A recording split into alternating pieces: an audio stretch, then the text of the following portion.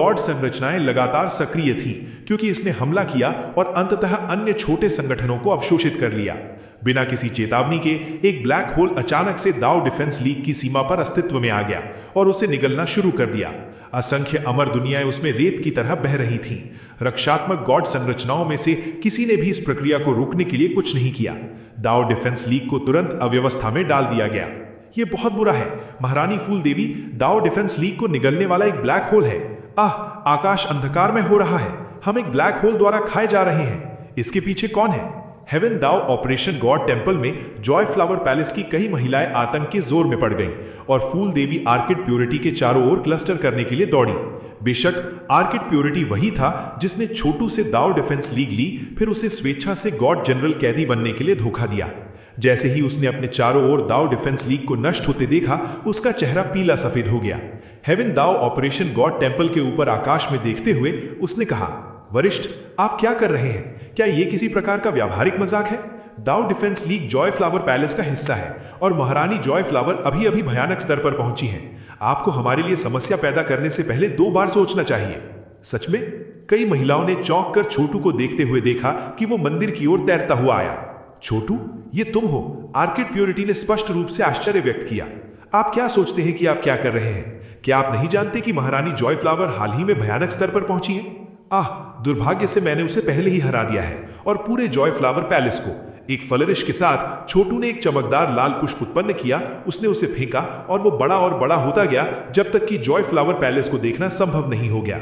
फिर परिचित आवाजें सुनी जा सकती थीं। विभिन्न संप्रदाय के शिष्यों, किन्नरों, पत्नियों और इसी तरह के लोग, वे सभी दया की भीख मांग रहे थे। मैं तुम्हें मारने जा रहा हूं, मंदिर की महिलाओं में से एक ने चिल्लाया और पलक झपकते ही तलवार की एक किरण छोटू के ठीक सामने थी। छोटू ने उसकी ओर देखा और वो अचानक अपनी जगह पर बंद हो गई, हिलने डुलने में असमर्थ हो गई। फिर एक सेकंड बाद वो फट गई। अपने पीछे एक सुगंधित सुगंध के अलावा कुछ भी नहीं छोड़ा। क्या गरीब और सुगंधित आत्मा है? छोटू ने आह भरी, लगभग ऊब गया। आर्किड प्योरिटी की आंखें चमक उठी और उसने कहा, हम फिर से मिलेंगे। उसने अपना हाथ लहराया जिससे लाल पाउडर की धुंध मंदिर में भर गई, जाकि वो भागने के लिए मुड़ी। एकमात्र जगह जहां आप जा रहे हैं वो असंख्य विश्व सम्राट चार्ट है और एक बार जब आप अंदर होंगे तो आप कभी नहीं छोड़ेंगे। उसका हाथ लाल धुंध के माध्यम से गोली की तरह चला और आर्किड प्योरिटी की गर्दन पर लग गया। आपकी वो महारानी एक भी हमले का सामना नहीं कर सकी और आप सोचते हैं कि आप किसी तरह बच निकलने वाले हैं। आप क्या सोचते हैं कि आप कौन हैं? ऐसा कहा जाता है कि मैं आपको मारने नहीं जा रहा हूं, इसके बजाय मैं आपको एक अवसर दूंगा। यहां हेवन दाओ ऑपरेशन गॉड टेम्पल में एक बैठक बुलाएं और उपस्थित सभी लोगों के सामने मुझे प्रणाम करें और अपने तरीकों की त्रुटि को स्वीकार करें। यदि आप ऐसा नहीं करते हैं तो मैं जॉय फ्लावर पैलेस की सभी महिलाओं को मार डालूंगा। मैं आर्किड प्योरिटी ने छोटू को ऐसे देखा जैसे वो एक शैतान देवता हो और शब्दों के लिए पूरी तरह से नुकसान में था। अंततः सहमति में सिर हिलाया। जूनियर सेक्ट लॉर्ड, मैं आपके लिए ये सब कुछ संभाल सकता हूं, किसी ने कहा। यह सम्राट हार्ट सेलेस्टियल था जो अब एक भयानक विशेषज्ञ था। बेशक उसने छोटू की मदद से ऐसा किया जिसकी वो अब प्रशंसा में पूजा करता था। बहुत अच्छा, छोटू ने कहा। दाओ डिफेंस लीग में कुछ अच्छे लोग हैं जिनकी आपको मदद करनी चाहिए। उदाहरण के लिए पैट्रियार्क एनालिस्ट अपने all eternity spring autumn analyst God दाओ इंजिल के साथ। हालांकि उसने तकनीक को पूरी तरह से मास्टर नहीं किया है, वो काफी अद्भुत है और थोड़ी सी मदद से उसे महत्वपूर्ण प्रगति करनी चाहिए। मैं ऋषियों और महात्माओं के नरक में जा रहा हूं। कृपया यहां और असंख्य विश्व सम्राट चार्ट में सब कुछ संभालने के लिए एग्जाल्टेड इमॉर्टल स्लेयर के साथ काम करें। मैंने पहले ही पैशनलेस गॉड फ्लावर में सभी वार्डिंग मंत्रों का ध्यान रख लिया है। यह अब केवल एक शक्तिशाली देवता वस्तु है जिसका आप उपयोग कर सकते हैं। संयोग से कृपया मेरी सेज एम्पायर सोसाइटी का विशेष ध्यान रखें, जो अमर दाव युग में मेरा अंतिम अड्डा है। जी सर, सम्राट हार्ट सेलेस्टियल ने कहा। एक भयानक विशेषज्ञ? आर्किड प्योरिटी ने सोचा। उसकी आंखें भय से भर गई। हुम्फ, सुनो गुलाम लड़की, कुछ भी मजेदार करने के बारे में सोचने के बारे में मत सोचना। छोटू विल वॉलिशन वेल टेम्पल सेक्ट का जूनियर सेक्ट लॉर्ड है। आपने हमारे सेक्ट के बारे में सुना है ना? आर्किड शुद्धता लगभग डर से बाहर निकल गई। देवताओं के लिए प्राचीन सड़क से होने के नाते उसने स्पष्ट रूप से विल मैनिफेस्टेशन हेवन संप्रदाय के बारे में सुना था और जानती थी कि ये एक महाशक्ति थी जो वो जो कुछ भी कल्पना कर सकती थी उससे पूरी तरह से आगे निकल गई। छोटू ने सम्राट हार्ट सेलेस्टियल को दैनिक मामलों को संभालने और प्रतिभाशाली व्यक्तियों को तैयार करने में मदद करने का अधिकार दिया था। दुर्भाग्य से विल मैनिफेस्टेशन हेवन संप्रदाय के कुछ हिस्से अभी भी थे जो अभी तक छोटू के पूर्ण नियंत्रण में नहीं थे। थे। उदाहरण के लिए संप्रदाय के कुछ शिष्य थे जो उत्तराधिकारी थे, जो लंबे समय से खजाने की खोज के लिए कब्रिस्तान की गहराई में गए थे। जब वे अंततः लौटे तो उम्मीद है कि वे संप्रदाय में परिवर्तनों को स्वीकार करेंगे। इसके अलावा छोटू खुद लगभग एक उत्तराधिकारी था। गहन वीरता को पकड़ने के बाद उसने अपने रहस्यों को जानने के लिए उसका अध्ययन करने में बहुत समय बिताया था। जल्द ही वो अपने इनहेरिटर के गॉड सीड को तोड़ देगा और ग्रेट नेक्रोपोलिस के और भी अधिक रहस्यों को जान लेगा। कब्रिस्तान एक अनमोल खजाना था जो असंख्य वर्ल्ड्स मोनार्क चार्ट को पार कर गया था। इसलिए ये एक दिया गया था कि छोटू को इस पर नियंत्रण करने का एक तरीका खोजने की आवश्यकता थी। ये भगवान की दुनिया तक पहुंचने के उनके प्रयास में एक बड़ी संपत्ति होगी। भगवान की दुनिया उनका अंतिम गंतव्य था। गॉड लीजन सील के वाहक के रूप में उन्हें अंततः वहां जाना पड़ा। अभी हालांकि हाथ में सबसे महत्वपूर्ण मुद्दा यह था कि अपने सबसे बड़े दुश्मन प्राउड हेवन से कैसे निपटा जाए। साथ ही साथ जिसने भी अंतिम समय में महारानी जॉय फ्लावर को उससे बचाया था। तलवार की ऊर्जा से जो उसके अंदर प्रवेश कर गई थी, वो जानता था कि रहस्यमय उद्धारकर्ता ने नर्क कुचलने वाले गॉड मैमथ की ताकत की खेती की थी। इसके अलावा उसकी साधना का आधार शुद्ध था और दूसरे द्वारा आशीषित होने का परिणाम नहीं था। नहीं, उन्होंने खुद तकनीक की खेती की, जिसका मतलब था कि उनके पास गॉड लीजन सील थी। अगर छोटू ने सच्चे शैतान अनस्पॉइल्ड बाय असंख्य कल्प और क्लेशों की खेती नहीं की होती तो वो निश्चित रूप से उनके संघर्ष के दौरान मारा जाता। अभी वो जो भी रहस्यमय व्यक्ति था उसके लिए एक मैच नहीं था। एक बात जो उसे यकीन थी वो ये थी कि ये गर्वित स्वर्ग नहीं था, जो ये इंगित करता है कि वो संभवतः आदिम युग का एक विशेषज्ञ था। हालांकि ये परेशान करने वाला था कि इस तरह का एक विशेषज्ञ स्पष्ट रूप से उसे पाने के लिए बाहर था। एक उपकार था। ये साबित हुआ कि प्राउड हेवन में 2 गॉड लीजन सील नहीं थे। शक्ति का त्रिपक्षीय संतुलन अभी भी था, और यद्यपि प्राउड हेवन के पास उन सभी का सबसे शक्तिशाली साधना आधार था, जब तक एक व्यक्ति ने गॉड लीजन सील के 2 हिस्से हासिल कर लिए तब भी वो व्यक्ति शीर्ष पर आने में सक्षम होगा। सील के टुकड़ों को एक साथ जोड़ने से न केवल शक्ति में एक रैखिक वृद्धि होगी, बल्कि इसके बजाय एक घातीय वृद्धि प्रदान होगी, जैसा कि छोटू ने नर्क कुचलने वाले गॉड मैमथ की ताकत को ट्रू डेविल अनस्पॉइल्ड बाय असंख्य कल्प और क्लेश शरीर के साथ जोड़कर हासिल किया था। छोटू ने इसके बारे में जितना अधिक सोचा उतना ही उसे आश्चर्य हुआ कि यह रहस्यमय व्यक्ति कौन है।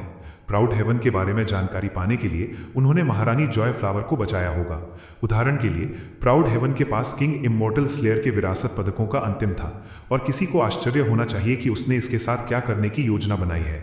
अभी छोटू के इमॉर्टल स्लेयर क्लोन में अन्य पदकों को एक ऐसे आकार में जोड़ा गया था जो बीच में कुछ गायब था, जैसे कि दिल। यह स्पष्ट रूप से वो जगह थी जहां अंतिम पदक फिट होने का इरादा था। ऐसा लग रहा था कि अंतिम पदक किंग इमॉर्टल स्लेयर के दिल से बनाया गया था, और यह संभवतः संयुक्त पदक पर अंतिम नियंत्रण की कुंजी थी। इस संबंध में यह एक तरह से वैसा ही था जैसे गॉड का इंजन सभ्यता के क्रूजर से संबंधित था। हालांकि छोटू और क्लोन के पास 8 पदक थे, फिर भी वे अंतिम पदक के बिना बड़े खतरे में थे, क्योंकि इससे असंख्य वर्ल्ड्स मोनार्क चार्ट में अस्थिरता पैदा होती थी। दूसरी ओर भले ही उसके पास सभी 9 टुकड़े हों, उन्हें संयोजित करना बहुत खतरनाक होगा। ऐसा न हो कि किंग इमॉर्टल स्लेयर पुनर्जीवित हो जाए और उसके क्लोन को पसिस करने की कोशिश न करे। अभी उसका सबसे अच्छा विकल्प यह था कि सील को दबाए रखने के लिए गॉड लीजन सील का उपयोग करे। जब से छोटू ने अपने डिपेंडेंस डीमंस को सफलतापूर्वक हराया था, तब से उसे गॉड लीजन सील पर पूरी तरह से भरोसा करने की आवश्यकता नहीं थी, और इसे असंख्य वर्ल्ड्स मोनार्क चार्ट में छोड़ने के लिए ले लिया। दुर्भाग्य से इसकी वजह से उन्हें महसूस हुआ कि सील के साथ उनका संबंध कमजोर होता जा रहा है। उन्होंने ये भी महसूस किया कि अगर चीजें इस तरह से चलती हैं तो ये अंततः एक और मेजबान खोजने के लिए अपने आप उड़ सकती है, और अगर ऐसा हुआ तो वो नर्क कुचलने वाले गॉड मैमथ की अपनी ताकत को खो सकता है। God legion seal king immortal slayer के विरासत पदकों की तरह थी। वे दोनों बहुत पहले से असीमित अस्तित्वों के अवशेष थे और अपने अस्तित्व को सुनिश्चित करने के लिए कोई कसर नहीं छोड़ते। उन्हें एक उत्तराधिकारी से जुड़ना था और एक होने के लिए कुछ भी नहीं रुकना था। ये ट्रू डेविल अनस्पॉइल्ड बाय असंख्य कल्प और क्लेश शरीर के साथ भी ऐसा ही था। उस तकनीक के रहस्य चर्म पत्र स्क्रॉल में निहित थे जो इसे विकसित करने के लिए आवश्यक थे। शुक्र है छोटू अपने इंपीरियल हेवन प्री इनिशियल शक्तियों के माध्यम से संतुलन खोजने में सक्षम था। इसलिए भले ही उसने अपनी गॉड लीजन सील खो दी, उम्मीद है कि वो नर्क कुचलने वाले गॉड मैमथ की ताकत की खेती जारी रखने में सक्षम होगा। वो लगभग एक मर्शी अमराट्य की तरह था जो जानबूझकर अपने अधीनस्थों को मजबूत होने में मदद करने के इरादे से एक दूसरे के खिलाफ खड़ा करता था, और अंत में ये उसे सुरक्षित रखने में मदद करेगा। लेकिन उसे हर चीज पर सही नियंत्रण रखना था। कुछ मायनों में यह आग से खेलने की तरह था। अगर वो असफल हो गया तो वो सब कुछ खो देगा, लेकिन अगर वो सफल हो गया तो वो सभी संभावित बाधाओं को तोड़ देगा और वास्तव में एक भाग्यहीन बन जाएगा। जैसे ही उसने इस मामले पर विचार किया, उसने ऊर्जा की 3 धाराओं को बातचीत करते, प्रतिस्पर्धा करते और लड़ते देखा। ये एक निरंतर चक्र था जिसके कारण निरंतर सुधार हुआ। जिस चीज ने ये सब काम कर रही थी वो थी छोटू की मानसिक शक्ति और संप्रभु भगवान ट्रू एनर्जी। मेरी मानसिक शक्ति में अभी भी विकास के लिए प्रमुख जगह है। छोटू ने सोचा, अभी भी कई और स्तरों से गुजरना बाकी है, और जैसे ही मैं एक महान सम्राट बन जाऊंगा, मेरी शक्ति और भी भयानक रूप से मजबूत हो जाएगी। दैट सेड, मैं मामलों में जल्दबाजी नहीं कर सकता। मुझे महात्मा जेड को ढूंढने की आवश्यकता है, इससे पहले कि मैं वास्तव में मैंने जो बनाया है उसे उजागर कर सकूं। सरसराहट। उन्होंने असंख्य वर्ल्ड्स मोनार्क चार्ट को छोड़ दिया और सीधे नर्क के विमानों की तरफ बढ़ गए। अंततः वो उस शून्य में था जो विभिन्न नरकों के आसपास मौजूद था, जिसमें भयानक हवाएं उसके चेहरे को छू रही थीं और शैतान ऊर्जा से भरा अंधकार और उदासी थी। अगर वो बाहर पहुंच जाता तो उसका हाथ तुरंत इतने अंधकार में घिर जाता कि उसे देखना मुश्किल हो जाता। अगर अमर दुनिया ब्रह्मांड का यांग पक्ष था तो नर्क के विमान यिन पक्ष थे। शुक्र है, नर्क कुचलने वाले गॉड मैमथ की उनकी ताकत ने उनके लिए अंधकार के माध्यम से देखना संभव बना दिया। नर्क चारों ओर लगभग तारों की तरह बिखरे हुए थे।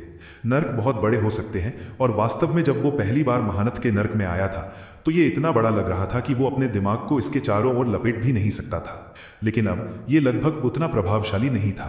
महानत का नर्क लगभग 50वें स्थान के अमर दुनिया के बराबर था। इसका ग्रे स्पेस वास्तव में छिद्रों और निशानों से भरा था, जो महत्वपूर्ण ऊर्जा को इससे बाहर निकलने की अनुमति देता है। इसके जादुई नियम वास्तव में अधूरे थे। अंत में इस तरह की कोई भी रास्ता नहीं था कि वास्तव में शक्तिशाली विशेषज्ञ यहां से आ सकते हों। ऐसा लग रहा था जैसे किसी बड़ी लड़ाई ने यहां हालत खराब कर दी हो। चारों ओर देखने पर उसने देखा कि कई अन्य नर्क इसी तरह से क्षतिग्रस्त हो गए थे, और कुछ तो खंडहर में भी तब्दील हो गए थे। पास्ट में वो इस तरह की चीजों को ध्यान देने के लिए बहुत अनुभवी था, लेकिन अब ये स्पष्ट था। स्पष्ट रूप से देवताओं की सेना ने कई नरकों पर हमला किया, जिससे अनगिनत राक्षस दैत्यों की मौत हो गई। दुर्भाग्य से अभी भी कुछ नर्क थे जिनकी दृष्टि उसे छेद नहीं सकती थी। आखिरकार उसके पास नर्क कुचलने वाले गॉड मैमथ का केवल 1/3 हिस्सा था, और ट्रू डेविल अनस्पॉइल्ड बाय असंख्य कल्प और क्लेश से 24 क्लेश थे। उन तकनीकों में से एक नर्क में पैदा हुई थी और दूसरी नर्क का अभिशाप बनने के लिए पैदा हुई थी। उनके संयोजन ने उन्हें यहां लगभग अजेय बना दिया। शुक्र है, उन्होंने ब्लिच्ड गॉड इंड्यूस्ड से सीखा कि महात्मा जेड मूल रूप से सेजेस और महात्माओं के नर्क से आए थे। हालांकि यह दुर्लभ और मायावी था, अब वो जेड के लिए उस नर्क की खोज करने का इरादा करते थे। बेशक सेजेस और महात्माओं के नर्क को नर्कों में एक राजा माना जाता था और महानत के नर्क से भी अधिक मजबूत था। दुर्भाग्य से वो स्थान का सही स्थान नहीं जानता था, इसलिए वो हजारों अन्य नरकों को पार करते हुए अंधकार और उदासी के माध्यम से उड़ा। उसने देखा कि वहां मौजूद अमर थे जो राक्षस दैत्यों से लड़ने और मूल्यवान युद्ध अनुभव प्राप्त करने के लिए यहां आए थे। अमर दाव युग में आश्चर्यजनक परिवर्तनों के कारण नरकों पर लगातार हमले हो रहे थे, क्योंकि वे प्रशिक्षण के लिए ऑप्टिमल स्थान थे। राक्षस दैत्य निर्दयी और क्रूर थे, और उनसे लड़ना मानस और इच्छा शक्ति को बेहतर करने का सबसे अच्छा तरीका था। अंततः उसकी यात्रा उसे एक ऐसी जगह ले गई जहां वो किसी भी नर्क को नहीं पहचानता था। शैतानी ऊर्जा को देखकर उसे महसूस हुआ कि नरक के बारे में उसकी समझ वास्तव में कुछ हद तक सतही है। 3 दिनों की यात्रा के बाद उसने एक आभा महसूस की, जिसे इस बिंदु तक उसने महसूस नहीं किया था। रुकते हुए उसने अपने प्रभु की आंख खोली। इसके साथ वो शैतानी ऊर्जा की गहराई में दूर ग्रहों की भांति एक विशाल नर्क के क्षेत्र को देख सकता था, जो चारों ओर किरण बिखेरता था। यह सेजेस और महात्माओं का नर्क था। ये एक ऐसी शैतानी ऊर्जा से कंपन करता था जिसमें इतिहास, पौराणिकता, ऋषि और महात्माओं की आभा थी। मैं खुद को बलिदान कर दूंगा और नरक में जाऊंगा, इससे पहले कि मैं किसी और को ऐसा करने दूं। उन्हें वे शब्द याद आ गए, और जैसे ही वे उनके मन में गूंजने लगे, उन्होंने ऋषियों और महात्माओं के शानदार नरक को देखा और सोचा कि वहां के राक्षस निश्चित रूप से साधारण शैतान नहीं होंगे। ऋषियों और महात्माओं का नरक उनके ठीक सामने था। आमतौर पर नरक प्रकार से नहीं चमकता था, लेकिन ये नरक अलग था। इसने वास्तव में मृत्युहीन भक्ति के कुछ अंश बनाए रखे। जैसे ही छोटू नरक में उतरने वाला था, उसे अचानक अपने पीछे एक तीव्र सुनहरी रोशनी महसूस हुई। चौंका और भयभीत था कि उस पर फिर से तलवार की ऊर्जा से हमला किया जा रहा था। वह घूमता है और खुद को एक व्यक्ति का सामना करते हुए पाया। विशेष रूप से ये एक गंजे सिर वाला भिक्षु था, जिसने जटिल सुनहरे डिजाइनों के साथ कढ़ाई की हुई उग्र लाल कांसाएं पहने हुए थे और एक पवित्र आभा के साथ स्पंदित थे। वह युवा लग रहा था, 18 या 19 से अधिक नहीं, लेकिन छोटू समझ सकता था कि वह एक ऐसी शक्ति के साथ स्पंदित हो रहा है जो आकाश को नष्ट कर सकती है और पृथ्वी को बुझा सकती है। यह आदमी अविश्वसनीय है, छोटू ने सोचा। सौभाग्य से मेरे पास secret incensing all world anything everything fundamental law magic है। साथ ही पीक लॉर्ड मेमोरी द्वारा मुझे दिए गए बौद्ध स्कूलों के बारे में जानकारी भी है। मुझे इस आदमी से डरने का कोई कारण नहीं होना चाहिए। छोटू जो बता सकता था उससे भिक्षु मोटे तौर पर मनहूस भगवान प्रेरित के समान स्तर पर था, जिसका मानसिक स्केल 10 के बहुत करीब था और एक शक्ति सूचकांक 7000 के करीब था। स्वाभाविक रूप से छोटू की सभ्यता के संस्थापक ग्रैंड मैजिक, इंपीरियल स्वर्ग प्रारंभिक सिस्टम और पावर असेसमेंट सिस्टम के ज्ञान के धन्यवाद उन्हें अब किसी को कितना मजबूत था इसका सामान्य निर्धारण करने के लिए सभ्यता के क्रूजर की आवश्यकता नहीं थी। कृपया एक पल रुकें, युवा भिक्षु ने कहा कि वह पास आया।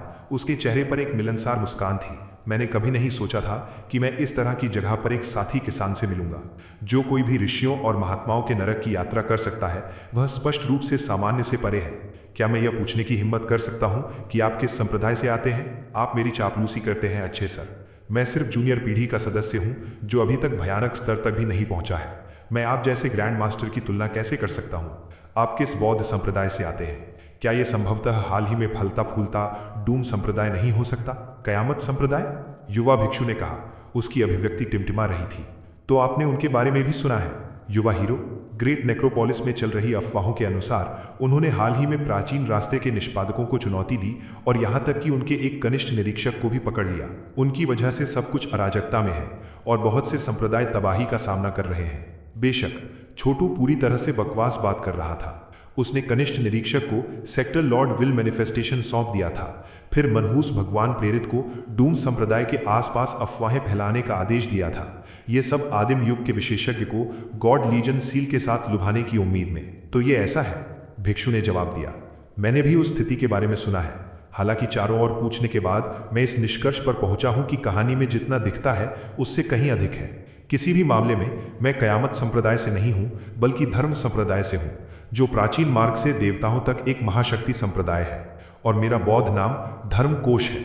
धर्म प्राकृतिक नियमों का वर्णन करता है जो सभी चीज़ों को सख्ती से नियंत्रित करते हैं, और खजाना एक ऐसी चीज़ है जिसमें सभी प्रकार की रचनाएं हैं। तुम देखो, मेरे हृदय में सभी प्रकार की रचनाएं हैं और मेरा भौतिक शरीर सभी नियमों को सख्ती से लागू करता है। सच में कानून प्रवर्तन किसी के व्यक्तिगत धर्म को प्रशिक्षित करने के बारे में है, न कि दूसरों के धर्म के। क्या तुम समझते हो युवा हीरो?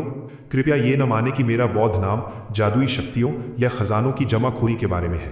शानदार ग्रैंड मास्टर, आपका मेरा पूरा सम्मान है। छोटू देख सकता था कि यह युवा भिक्षु प्रायोगिक और अविश्वसनीय रूप से शक्तिशाली था, लेकिन साथ ही साथ वह इस तरह का व्यक्ति नहीं था जो दूसरों को मारने और लूटने के लिए घूमता था। लगभग 99% किसान घृणित, बेशर्म और काले दिल वाले थे। वे जंगल के कानून से जीते थे, इसलिए जब वे एक जादुई खजाना देखते थे जो वे चाहते थे तो वे बस इसे बल के साथ ले लेते थे और अधिकांश घात लगाकर अपनी प्रतिस्पर्धा पर हमला करने या हत्या करने, यहाँ तक कि दूसरों की आत्माओं को काटने में भी संकोच नहीं करेंगे। बस इसी तरह किसी ने अमरों के दाव को चुना। छोटू कोई अपवाद नहीं था, हालांकि उसके अपने सिद्धांत थे। आमतौर पर अगर कोई उनकी जान को खतरे में नहीं डाल रहा था तो वे उन्हें नहीं मारते। इस संबंध में वे वास्तव में अधिकांश कर्तावीरों से बहुत अलग थे। यह कहा जा सकता है कि यहाँ तक कि अमर कृषक भी शैतान नहीं थे। शैतानों को नियंत्रित करने वाले कानूनों में वास्तव में हत्या पर प्रतिबंध लगाने वाले कोई नियम नहीं थे। वे यह देखे बिना निर्दोष लोगों पर हमला करते थे कि कोई लाभ कमाया जा रहा है या नहीं।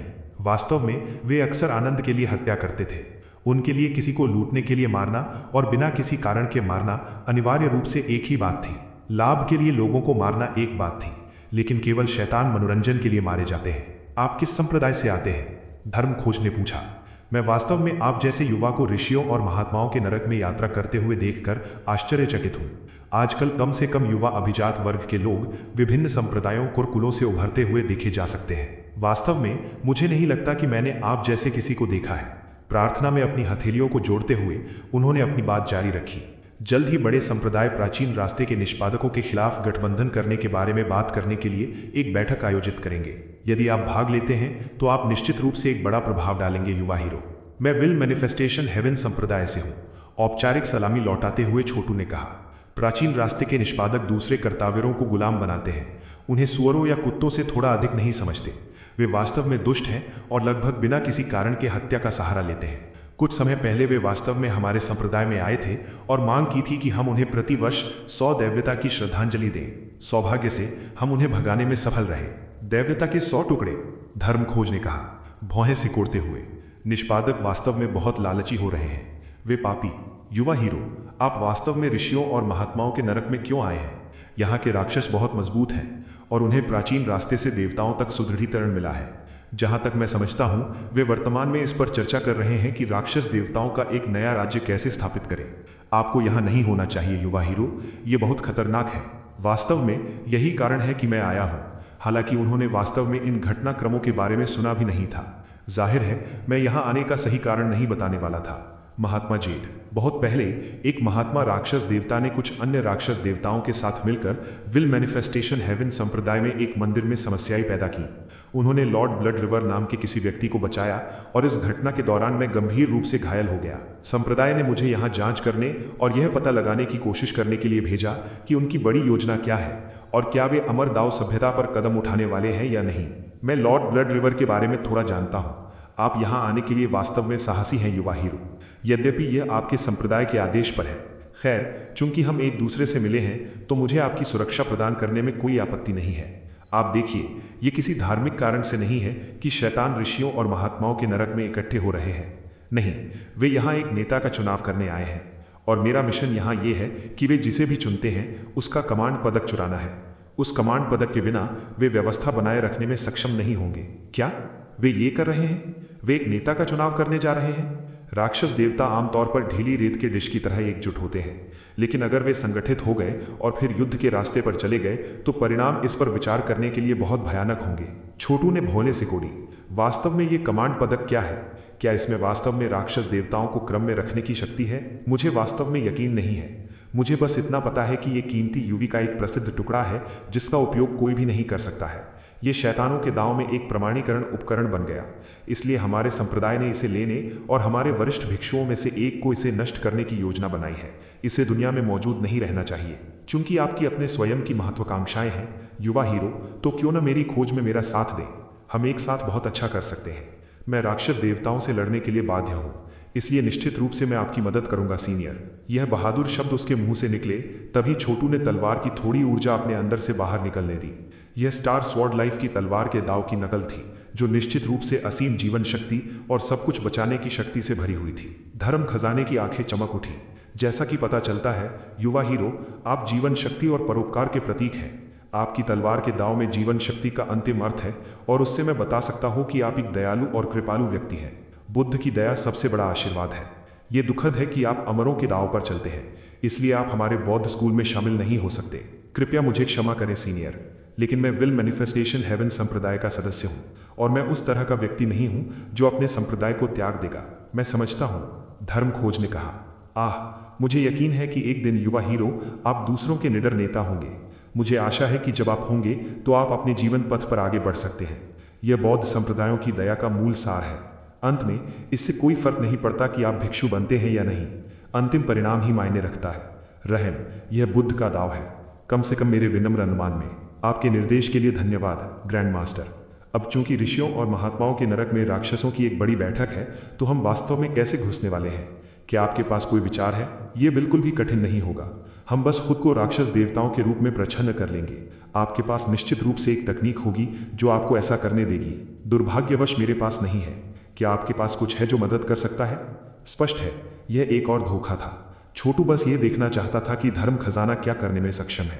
बेशक, मैं आपको एक ज़ेन आर्ट सिखाऊंगा जिसे 5 राजा परिवर्तन कहा जाता है। आप देखिए, शैतान बौद्ध धर्म का एक पहलू है। क्रोधित बुद्ध शैतान बन जाएगा और राज की एक प्रकार का शैतान है।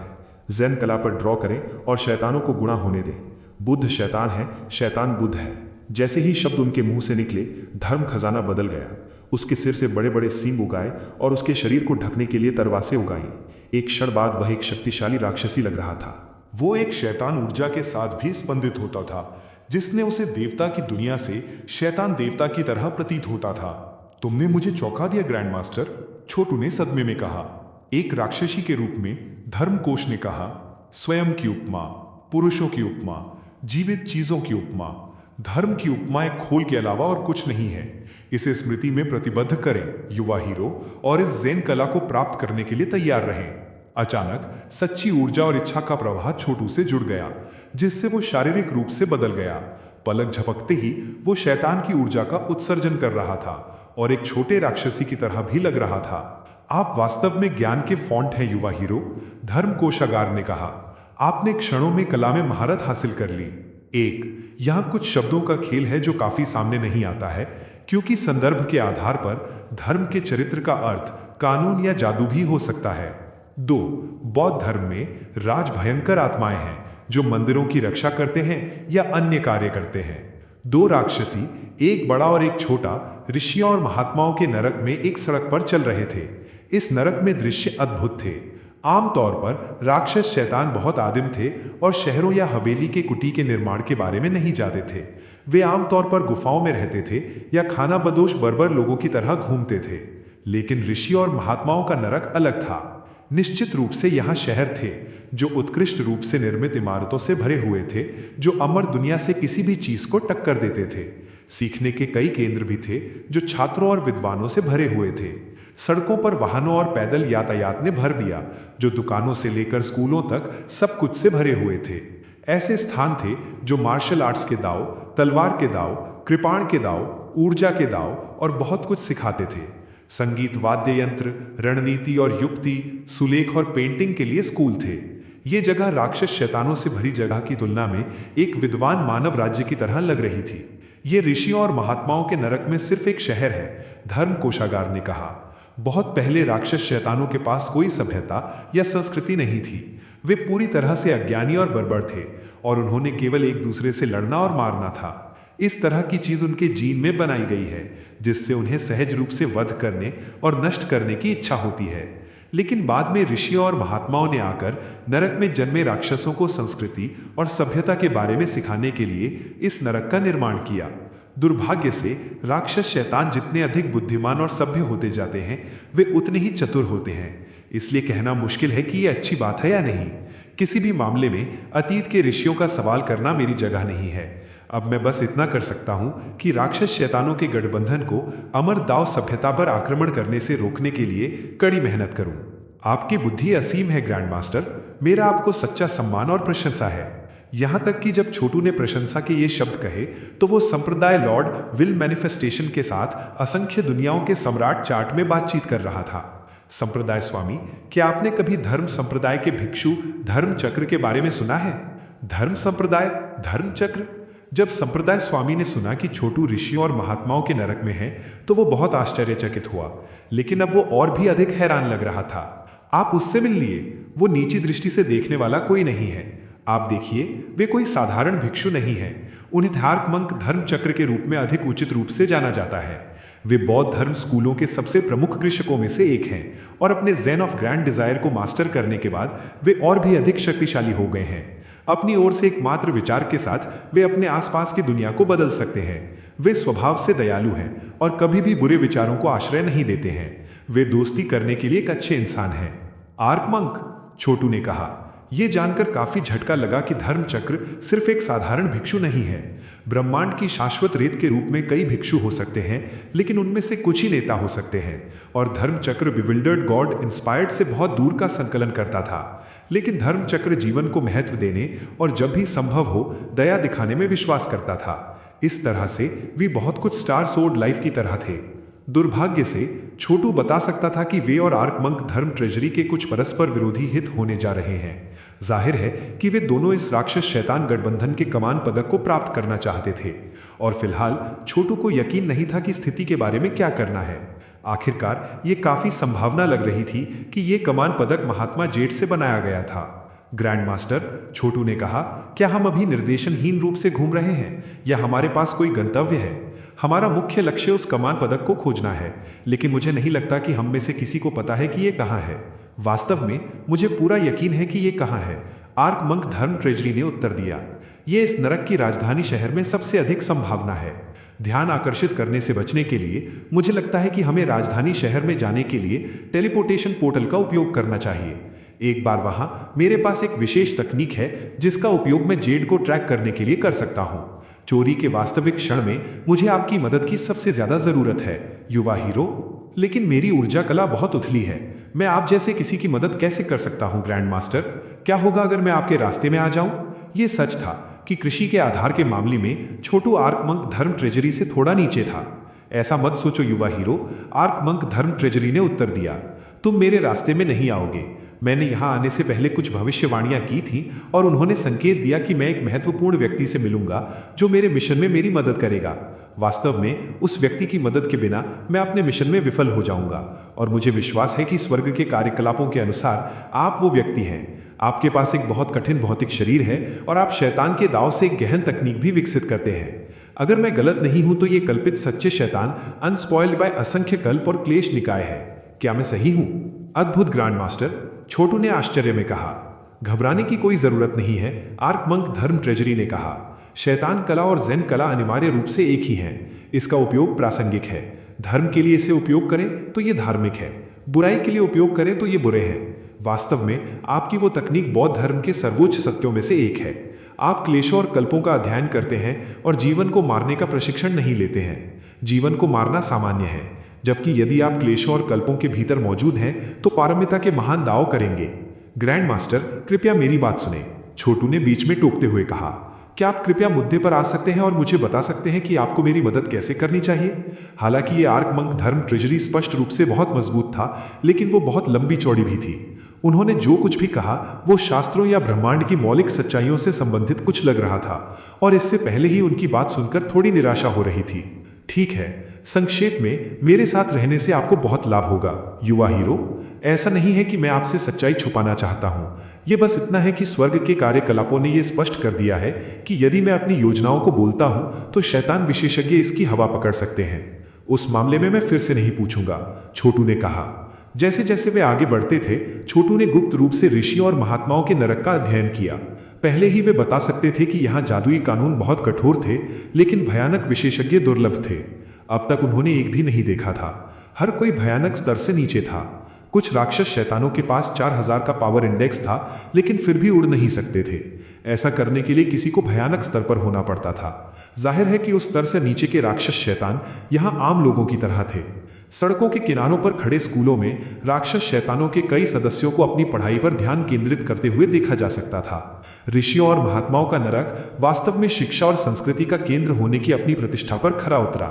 जो भी राक्षस शैतान यहाँ अध्ययन करने के लिए आते हैं, वे निश्चित रूप से अपने समकालीनों के ऊपर सिर और कंधे खड़े होते हैं। बहुत से राक्षस शैतान घूम रहे थे और उनमें से बहुत कम लड़ रहे थे।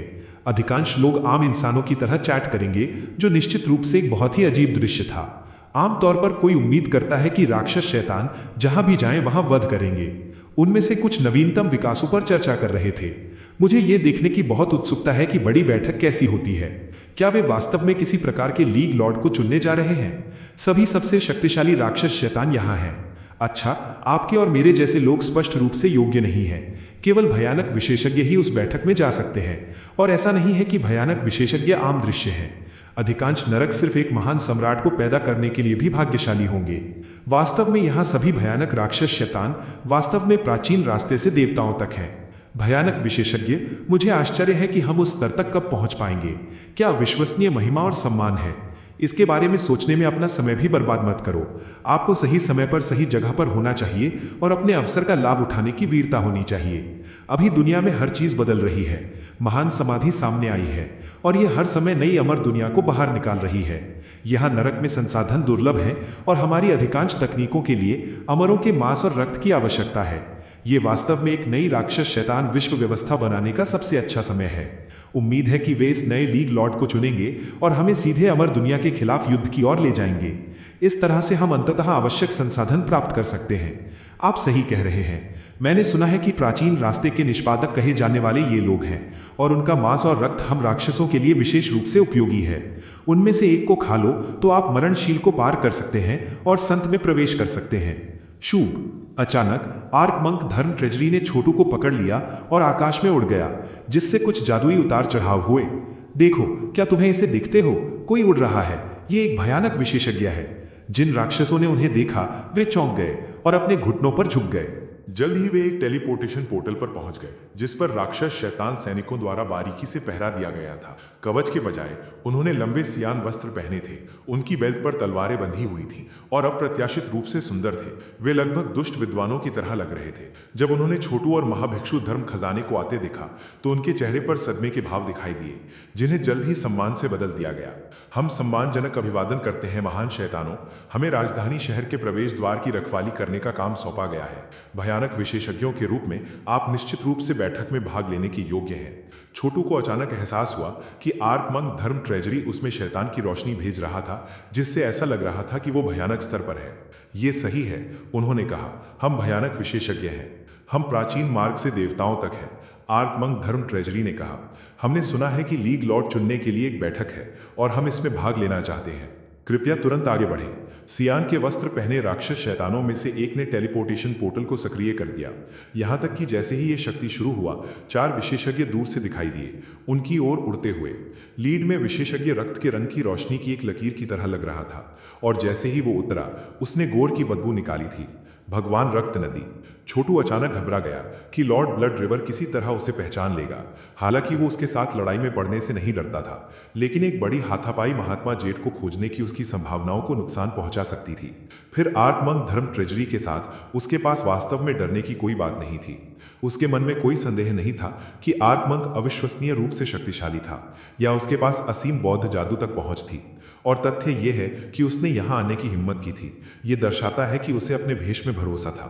लॉर्ड ब्लड रिवर के बाद 3 अन्य भयानक विशेषज्ञ आए, जिनमें से सभी को छोटू ने पहचाना। ड्रीम मिंट डांस था, साथ ही विद्वान और महात्मा राक्षस शैतान भी थे। जैसे ही वे उतरे, लॉर्ड ब्लड रिवर ने तेज आवाज में कहा, मैं लॉर्ड ब्लड रिवर हूं, राजधानी शहर के रास्ते में। जल्दी करें और टेलीपोर्टेशन पोर्टल को सक्रिय करें। हाँ हाँ बिल्कुल, गार्डो ने कहा। जाहिर है वे सभी जानते थे कि लॉर्ड ब्लड रिवर कौन था। उसने एक बार प्राचीन सड़क के निष्पादकों से लड़ाई लड़ी थी, और यद्यपि उसे पकड़ लिया गया था और कैद कर लिया गया था, वो इतना मजबूत था कि वे भी नहीं मार सकते थे। अब वो बाहर था, और जो कोई भी उसके लिए समस्याएं पैदा करता था, वो निश्चित रूप से दुर्भाग्य से पीड़ित होगा। टेलीपोर्टेशन पोर्टल अब इस बिंदु तक संचालित था जहां ये धड़क रहा था और कंप कर रहा था। जैसा कि छोटू और आर्कमंक धर्म ट्रेजरी इसके भीतर खड़े थे, उन्होंने बिल्कुल भी बोलने से परहेज किया।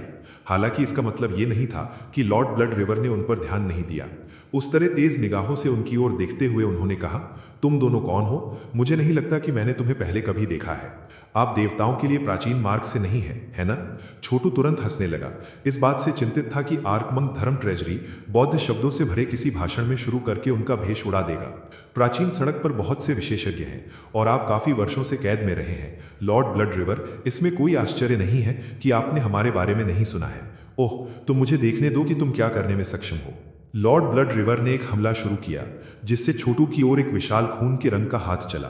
जवाब में छोटू ने कुछ नहीं किया, पूरी तरह से जानते हुए कि आर्कमंक धर्म ट्रेजरी कदम उठाएगा।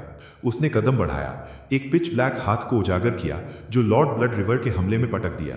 जब दोनों हथेलियां टकराईं, तो दोनों पक्ष कांपने लगे, और लॉर्ड ब्लड नदी से लगातार उठने वाली रक्त के रंग की रोशनी चरकरा गई और टूट गई।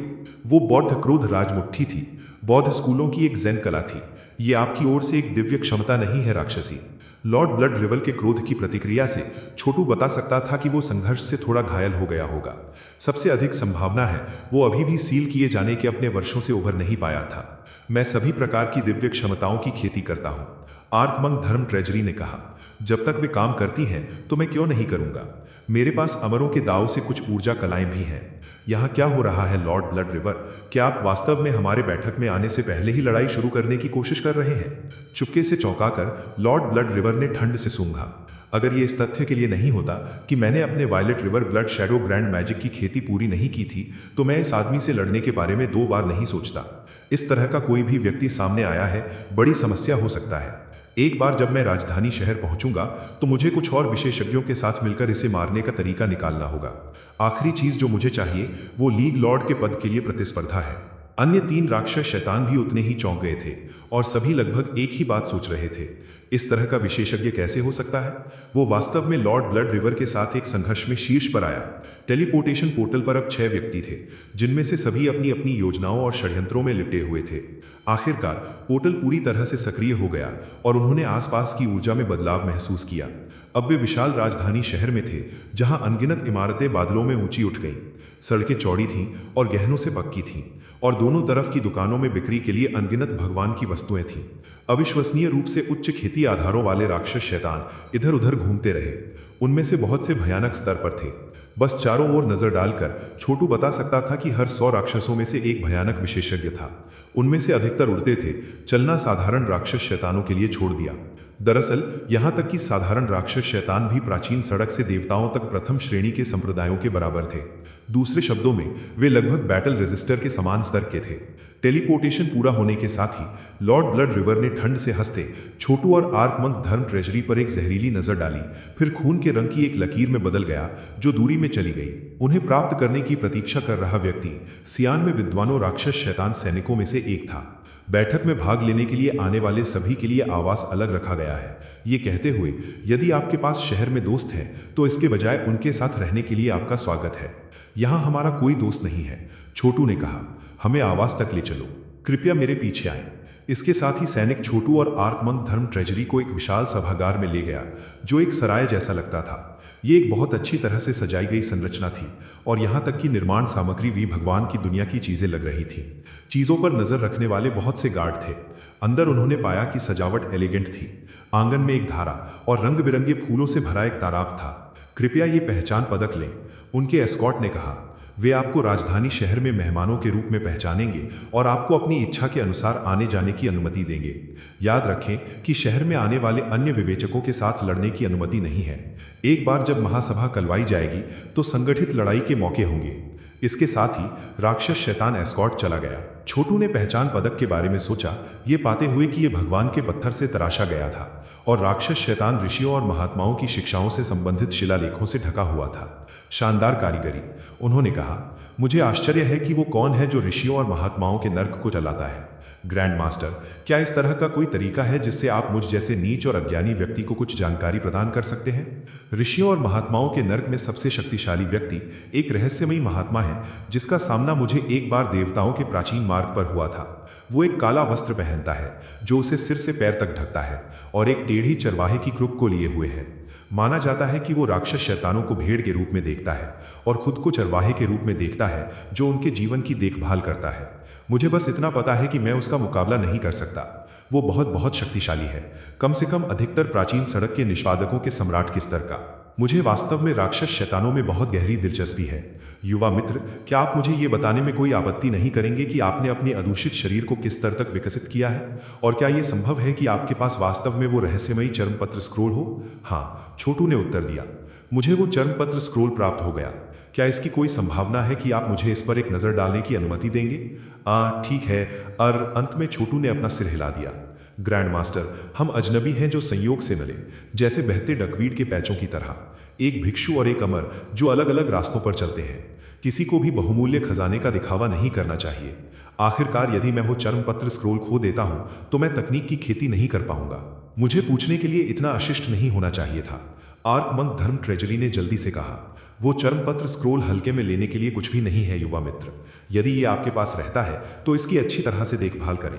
आप जानते हैं, मुझे संदेह है कि आपके पास कुछ ऐसा है जो आपकी साधना बेस में बाधा डाल रहा है। आपकी इच्छा और शारीरिक शरीर के बीच संतुलन फिलहाल सही है, लेकिन यदि आप अपने शरीर को इससे कहीं अधिक विकसित करते हैं तो आप अपनी इच्छा पर बहुत अधिक दबाव डालेंगे। छोटू मदद नहीं कर सका कि आर्कमंक धर्म ट्रेजरी कितना तर्कसंगत और अंतर्दृष्टिपूर्ण था। क्या आप मेरी इस समस्या से निपटने का कोई तरीका सोच सकते हैं? ग्रैंड मास्टर, छोटू ने पूछा, अपने स्वर को तटस्थ रखते हुए इस तथ्य को प्रकट करने से बचने के लिए कि उसके मन में पहले से ही एक लक्ष्य था। ऐसा नहीं लगता था कि महाभिक्षु धर्म ट्रेजरी महात्मा जेड के बारे में जानता होगा। आखिरकार वो महात्मा राक्षस शैतान भी केवल 3 लाइफ स्टोन के बारे में जानता था। आर्कमंक धर्म ट्रेजरी ने अपना सिर हिला दिया। मैं आपकी समस्या से निपटने का कोई खास तरीका नहीं सोच सकता। बस अपने मनोविज्ञान को विकसित करने पर काम करते रहें। मेरे पास इस उद्देश्य के लिए एक विशेष तकनीक है, लेकिन ईमानदारी से कहूं युवा मित्र, ऐसा लगता है कि आप जो भी विधि का उपयोग करते हैं वो वास्तव में मेरे से आगे निकल जाती है। इसलिए मैं आपको देने की कोशिश करके आपका अपमान नहीं करूंगा। चूंकि हमारे पास अभी थोड़ा समय है तो बेझिझक मुझसे कोई भी साधना के प्रश्न पूछ सकते हैं जो आपके पास हो सकते हैं। शायद मैं कुछ अच्छी सलाह दे सकता हूं। अभी मेरी मुख्य समस्या ये है कि मुझे भयानक स्तर तक पहुंचना है। क्या आपके पास इस पर कोई सलाह है? ग्रैंड मास्टर, आर्कमंक धर्म ट्रेजरी ने पूछा। धर्म संप्रदाय की एक तकनीक है जो मैं आपको सिखा सकता हूं। हालांकि आपकी अपनी दिव्य क्षमताएं इतनी शक्तिशाली है कि ये संगत नहीं है, और जो मैं बता सकता हूं, भले ही मैंने सीधे तौर पर अपनी पूरी मानसिक शक्ति आपको प्रदान कर दी हो, तो भी यह आपके लिए उस सफलता को प्राप्त करने के लिए पर्याप्त नहीं होगा जिसकी आप तलाश कर रहे हैं। ईमानदारी से कहें तो मैंने ऐसा कभी नहीं देखा। मुझे बस आगे बढ़ते रहना चाहिए, धीमी और स्थिर गति से।